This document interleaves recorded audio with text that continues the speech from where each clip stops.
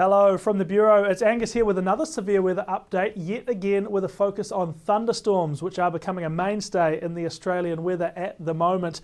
And there's a few areas that we're interested in as well. Firstly, we'll look at the water vapour imagery to see what the current state of play in the atmosphere is, with high moisture values building through central parts of the country at the moment.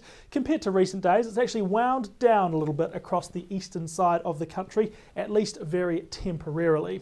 The current band of storms are starting to develop through this region here, and that is our first area of focus for the day today. This is Thursday's thunderstorm map. It does highlight two regions of potential severe thunderstorms, including this area through the centre of the country, stretching all the way from northern NT and WA down to southern parts of SA. It's a long band of possibly severe thunderstorms already starting to develop and set to continue for much of the day. They could bring heavy rain and damaging wind gusts, mainly to flash flooding, could bring damage to trees and property as well.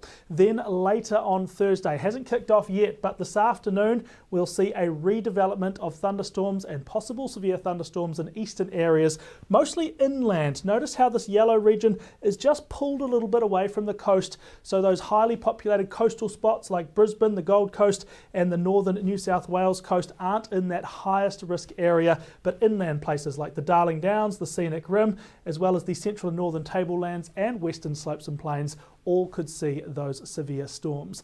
That's the focus for Thursday, but as we shift to tomorrow to Friday, we'll see the areas change around a little bit. A general drift towards the southeast. Doesn't look like much during Friday morning, but we get to Friday afternoon and bam, the storms really do develop across Victoria, northern Tasmania, as well as large parts of SA and New South Wales. And there's one primary reason why we are seeing that shift to the southeast, and it's to do with humidity.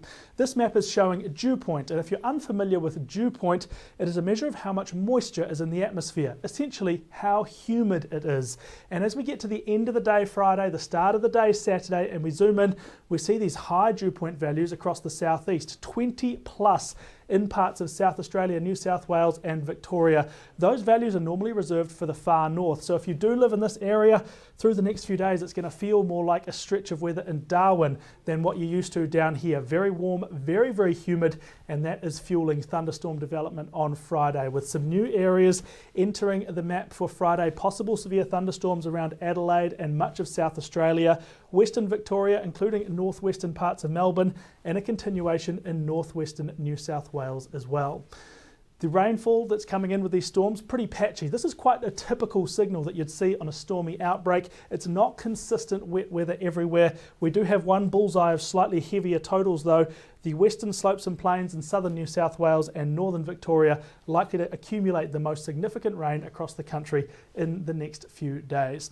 As these storms come and go over the next few afternoons, flash flooding is definitely possible, as we have seen each and every day through the week so far. That could lead to dangerous driving conditions, and strong winds with some of these storms could damage trees and bring power outages with fallen power lines.